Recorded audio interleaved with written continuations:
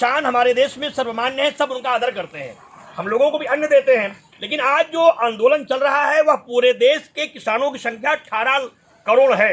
पंजाब और हरियाणा के किसानों की संख्या 11 लाख है। उसमें कुछ आंशिक किसान कुछ राजनीतिक दलों के इशारे पर और चीन और पाकिस्तान के फंडिंग के नाते देश में से उपद्रव पैदा शुरू कर दिए हैं कि आज अन्नदाताओं से लोगों को घृणा होने लगी है, क्योंकि विदेश के लोग बैठ करके भारत पर आक्रमण करना शुरू कर दिए हैं।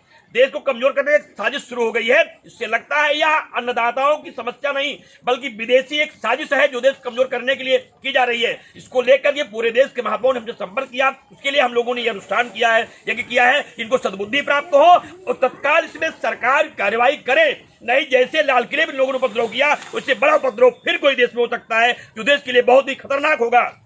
सरकार को जगाने के लिए और देश में शांति बनाने का, और हम लोग अन्नदाता के साथ हैं, काश्तकार के साथ हैं, किसान के साथ हैं, लेकिन फंडिंग करके आंदोलन कराने वाले विदेशियों के समर्थकों के साथ न थे न रहेंगे। यह देश की बड़ी समस्या हो गई है। अगर इसी तरीके से हर व्यक्ति आंदोलन करेगा और बड़े बड़े बिंदुओं पर देश पर दबाव बनाएगा, निश्चित रूप से देश का अस्तित्व ही समाप्त हो जाएगा। इसे रोका जाना चाहिए, इसको बंद होना चाहिए। अगर कानून में कोई समझौता करना है, सार्वजनिक बैठक कर लें, कौन सी समस्या है उस पर निस्तारण कर लें, लेकिन विदेश की इशारे पर, विदेश की फंडिंग पर देश को कमजोर ना करें। इसीलिए ये हवन किया गया है, पूजन किया गया है। जयंती मंगला काली, भद्रकाली कपालिनी, दुर्गा क्षमा शिवाधात्री, स्वास्थ्य नमोस्ते का प्रयोग करके सबको सद्बुद्धि हो, सबका कल्याण हो, लेकिन आंदोलन बंद हो और फंडिंग करने वालों की जांच हो, उनको जेल भेजा जाए, हमें सरकार से मांग करते हैं। महाराज, आपने यहाँ बुद्धि शुद्धि यज्ञ किया है और उस यज्ञ में कुछ कोई अनोखे मंत्र भी आपने उच्चारण किया था, क्या वो मंत्र था और क्या पूरा?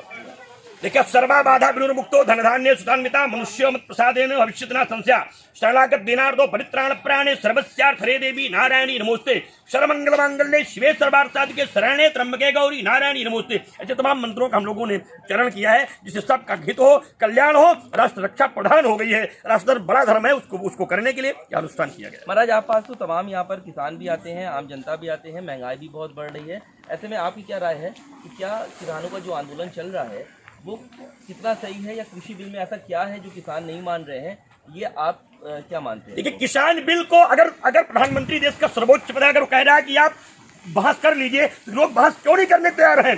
क्या काला कानून है उसको सामने क्यों नहीं ले आते हैं? केवल वोट लेने के लिए, सियासत करने के लिए, विधायक बनने के लिए, सांसद बनने के लिए और करोड़ों रुपया फंडिंग करके जिस कमजोर करने की जो सियासत है यह निंदनीय है। कानून में सुधार होना अगर आवश्यक हो तो किया जाए, उसके विरोध में नहीं है, लेकिन देश कमजोर किया जाए न स्वीकार था न स्वीकार है, या केवल सियासत हो रही है। क्योंकि पूरे देश का किसान इस उपद्रव में सम्मिलित नहीं है। वो मानता है कि कानून अच्छा है, उससे देश की रक्षा होगी। जिन्हें कुर्सी चाहिए, जिन्हें राजनीति चाहिए, जिन्हें पैसा चाहिए, जिन्हें सियासत चाहिए, वो लोग ही उपद्रव कर रहे हैं। महाराज, आप मानते हैं बाहर से फंडिंग हो रही है? बाहर से फंडिंग ना होती है, इतने दिन पैसा आ कहां से रहा है? जो काश्तकार 2 रुपए 4 रुपया 5 रुपया किलो आलू गंजी बेच के खाता है, वो लाखों रुपया खर्च कहां से कर रहा है? यही मेरा प्रश्न है। यही बताया हमको महात्माओं ने, लोगों ने, स्वामी जी लाखों रुपया दी जाती है, 500 रुपए रोज सामान्य बैठने वाले को, 5000 विशिष्ट लोगों को, अति विशिष्ट को 10,000 रुपया रोज की फंडिंग की जाती है कि आप देश के खिलाफ नारा लगाइए, कमजोर करिए और ऐसी भाषा का प्रयोग करिए जिससे देश में